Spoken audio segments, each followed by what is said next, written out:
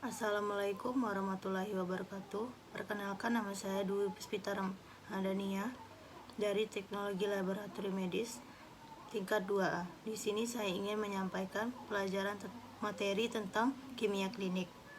Yang pertama yaitu acid fosfatase. Tujuan: mengagnosis kanker prostat dan kelainan prostat.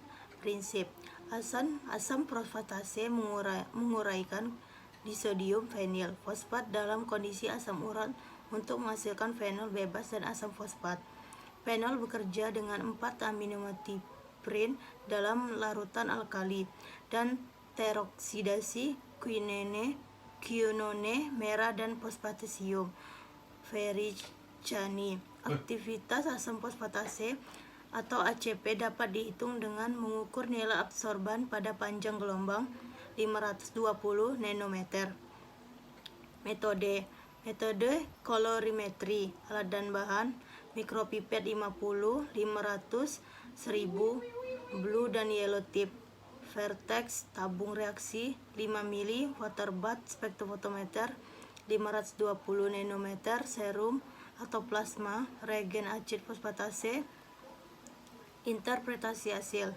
Nilai rujukan: dewasa 0,0 sampai 0,8 pada 37 derajat, anak-anak 6,4 sampai 155, 13 sampai 17 tahun wanita, until per liter. Kurang dari 296, kurang dari 367. Pria, until per liter kurang dari 617. Dewasa, until per liter kurang dari 170. 3. Pemeriksaan kolesterol. Menentukan apakah seseorang memiliki kolesterol tinggi atau tidak. Prinsip: kolesterol ditentukan secara hidrolisis dan oksidasi enzimatik. Indikator kolorimetri adalah quinoneimine yang dihasilkan dari 4 aminomethylprin dan fenol dengan katalisator peroksidase membentuk quinoneimine yang berwarna merah. Intensitas warna sebanding dengan konsentrasi kolesterol dan dapat ditemukan secara fotometrik. Absorbansi warna diukur pada panjang gelombang 546 nanometer. Metode kolorimetrik enzimatik CaOD PAP. Alat dan bahan: tabung reaksi, rak tabung reaksi, pipet ukur, bal pipet, mikropipet 10, yellow tips, gelas beker 500 ml, kuvet, spektrofotometer, stopwatch, sampel standar 168, aquades. Interpretasi hasil. Parameter nilai rujukan normal kurang dari 200, risiko standar 200 sampai 240, risiko tinggi 240. B. Pemeriksaan trigliserida untuk mengetahui kadar glukosa darah seseorang dalam. Prinsip: trigliserida ditentukan setelah hidrolisa enzimatik dengan lipases. Indikator quinoneimine terbentuk darah hidrogen peroksida, aminomethylpirene dan 4 sklorophenol di bawah pengaruh katalisa peroksidase. Metode enzimatis kolorimetri GPO PAP. Alat dan bahan: tabung reaksi, mikropipet, blue tips dan yellow tips, tisu reagen reaksi, fotometer. Interpretasi hasil. Nilai norma trigliserida dicurigai besar 150 atau 1,71 milimol per liter, meningkat 200 atau 2,28 milimol per liter. 4. Pemeriksaan HDL. Metode enzimatik fotometer CaOD PAP. Tujuan: mempengaruhi kadar kolesterol HDL pasien. Prinsip: kilomikron, VLDL, dan LLDL dipersepitasikan dengan penambahan asam fosfahidrogen dan ion magnesium ke dalam sampel. Alat rak tabung reaksi, mikropipet, tips fotometer, dan sentrifuge. Bahan: serum, reagen kolesterol, reagen HDL, presipen, reagen blanco Quades. Interpretasi hasil: kadar HDL kategori 60 baik, 40 berisiko. B. Pemeriksaan LDL mendeteksi gangguan metabolisme lemak, menentukan faktor risiko penyakit jantung koroner, dan memantau terapi penurunan lipid. Prinsip: LDL diendapkan oleh heparin pada titik isoelektris pH 5,12 sesudah sentrifuge. HDL dan VLDL tetap berada dalam supernatant dan dapat ditentukan dengan metode enzimatik. Metode indirect secara tidak langsung, direct secara langsung. Alat dan bahan: speed, tourniquet, alcohol swab 70%, tabung reaksi, rak tabung, sentrifuge, mikropipet 10 dan 1000, spektrofotometer, reagen, LDL, serum. Interpretasi hasil: kadar LDL kategori 100 optimal, 100 sampai 129 hampir optimal, 130 sampai 159 agak tinggi, 160 sampai 189 tinggi, 180 sangat tinggi. 5. Pemeriksaan SGOT untuk memeriksa kerusakan hati dan masalah yang berhubungan dengan organ tersebut. Prinsip: banyaknya NADH yang teroksidasi berbanding lurus dengan aktivitas AST dan diukur secara fotometrik pada spektrofotometer dengan panjang gelombang 340 nanometer. Metode spektrofotometri UV. Alat dan bahan: alat mikropipet 10, mikropipet 500, blue tips, tabung reaksi, cuvette spektrofotometri. Bahan: reagen herbacate SGOT, Buffet pH 7,8 110 mmol, L-aspartate 340 mmol, LDH 4000, MDH 750. Sampel serum standar.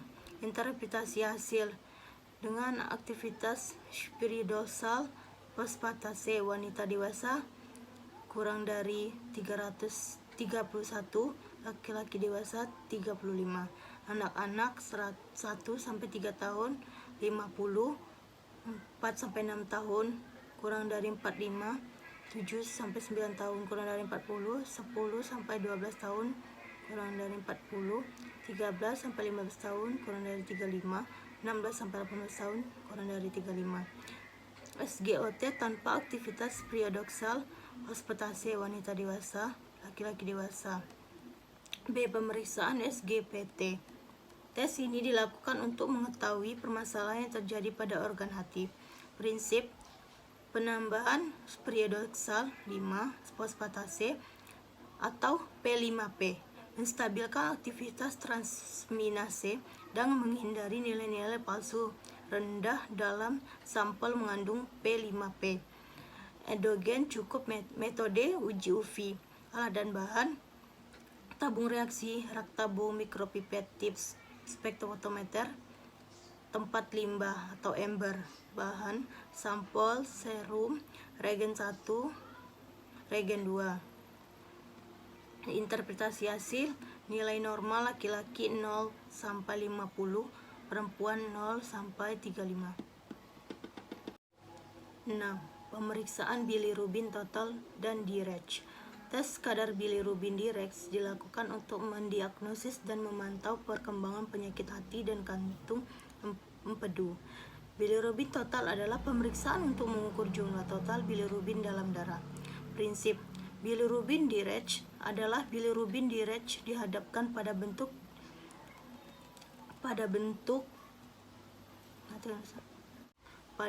diazotitasi 2,4 dikloronilne membentuk warna merah yang bercampur dalam asam, sedangkan bilirubin total yaitu dihadapkan bentuk diazotasi 2,4 dikloronilne menjadi penentuan yang aman dari bilirubin total. Metode uji fotometri Alat dan bahan: mikropipet, tips tabung reaksi, rak tabung reaksi, spektrofotometer, serum, kuades, tisu. Interpretasi hasil: kategori kadar bilirubin total, di-range indirect dewasa 0,1 sampai 1,2, di-range 0,1 sampai 0,3, indirect 0,1 sampai 1,0. Anak-anak total 0,2 sampai 0,8, di-range tidak ada, indirect 0,1 sampai 1,0. Bayi baru lahir total 1,0 sampai 1,2, di-range tidak ada, indirect 0,1 sampai 0,0. 7. Tes asam urat dan protein total. Tes asam urat tujuan berfungsi sampai mengetahui kadar asam urat dalam tubuh dengan sampel darah atau urin. Metode enzimatik fotometri. Prinsip kerja: Unicase memecah asium urat menjadi alantoin dan hidrogen peroksida. Alat dan bahan yang digunakan yaitu kuvet, serum, mikropipet, reagen asam urat, tips, centrifuge, spektrofotometer.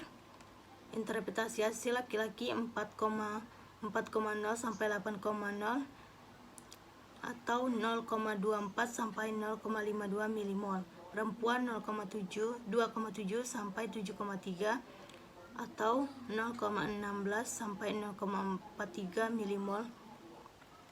Tes protein total. Tujuan untuk mengetahui mengukur jumlah protein total yaitu albumin dan globulin di dalam tubuh. Prinsip: reaksi warna antara reagen tembaga alkali dan rantai peptida CONH yang menghasilkan warna ungu. Metode Biuret. Alat dan bahan: kuvet, mikropipet, tips, centrifuge, spektrofotometer. Bahan: serum, reagen, protein total. Interpretasi hasil: normal 6,6 sampai 8,7. 8 yaitu tes ureum dan kreatinin. Tes ureum tujuan untuk menentukan kadar urea nitrogen dalam darah. Prinsip: urea dihidrolisis oleh urese menjadi amonia dan karbon dioksida. Metode kolorimetri. Alat dan bahan: kuvet, mikropipet, tips, centrifuge, spektrofotometer, serum, reagen ureum. Interpretasi hasil: bayi 5 sampai 15, anak-anak 5 sampai 20, dewasa 5 sampai 25, lansia sedikit lebih tinggi daripada dewasa. Tes kreatinin. Tujuan untuk mengetahui fungsi ginjal dalam menyaring zat sisa darah. Prinsip: pembentukan kreatinin pikrat yang berwarna merah bila kreatinin direaksi dengan pikrat alkalis. Metode JAVE. Alat: kuvet, mikropipet, tips, centrifuge, spektrofotometer, serum, reagen kreatinin. Interpretasi hasil: laki-laki 0,9 sampai 1,3 atau 8 sampai 115 milimol. Perempuan 0,6 sampai 1,1 atau 53 sampai 96 milimol. 9. Tes gamma GT. Tujuan mengukur kadar enzim gamma glutami transferase. Metode uji klorimetrin dengan metode SSJAS atau PERSGEN. Tes ini sesuai dengan metode EVCC. Prinsip GGT mengkatalis transfer asam glutamat ke aseptor seperti dalam hal ini glisin. Alat: mikropipet, tips, spektrofotometer, tabung serologi, rak tabung, serum, reagen gamma GT. Interpretasi hasil: perempuan dewasa 38, laki-laki dewasa 55, bayi 1 sampai 6, bayi 1 hari sampai 6 bulan, perempuan 15 sampai 132, bayi 1 hari 6 bulan, laki-laki 12 sampai 22, 6 bulan sampai 1 tahun, laki-laki perempuan 1 sampai 39. 10. Tes laktase dehidrogenase. Tujuan untuk memeriksa temuan isoenzim LDH. Metode kinetik UV. Prinsip: pirufat plus NADH plus H, laktase plus NAD plus NAPH akan mengoksidasi secara langsung dengan bantuan aktivitas LDH. dan diukur dengan fotometer. Alat rak dan tabung reaksi, pipet volumetrik, instrumen fotometer, reagen, LDH serum. Interpretasi hasil dewasa 120 sampai 240. 11. Pemeriksaan albumin dan globulin. Tes albumin. Tujuan menentukan pemeriksaan albumin pada serum yang diperiksa. 2. Menentukan kadar albumin serum yang diperiksa. Ninin. Metode BGC.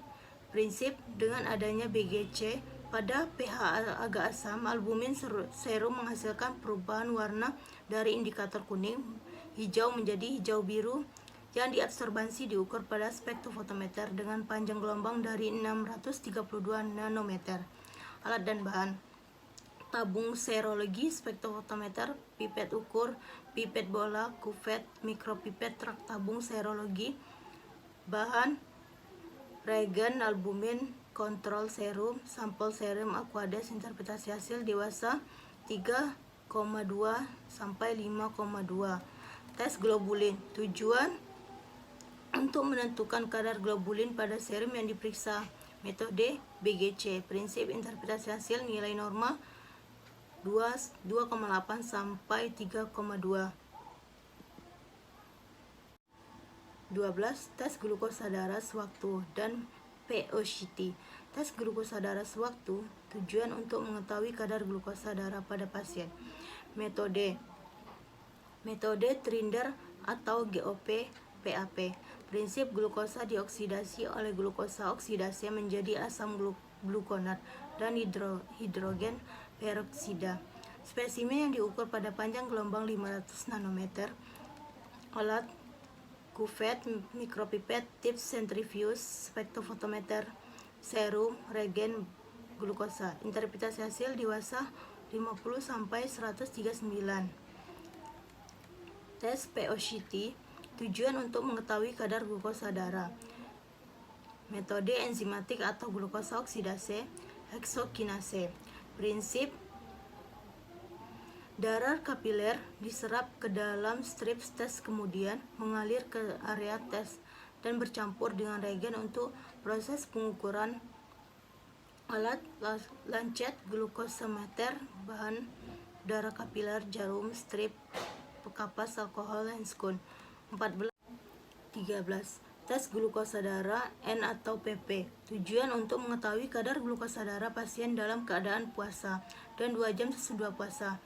Metode GOD PAP. Prinsip: glukosa dioksidasi oleh glukosa oksidase menjadi asam glukonat dan hidrogen peroksida. Spesimen yang diukur panjang gelombang 500 nanometer. Alat: kuvet, mikropipet, tips, spektrofotometer, sentrifuge. Bahan: serum, reagen, glukosa.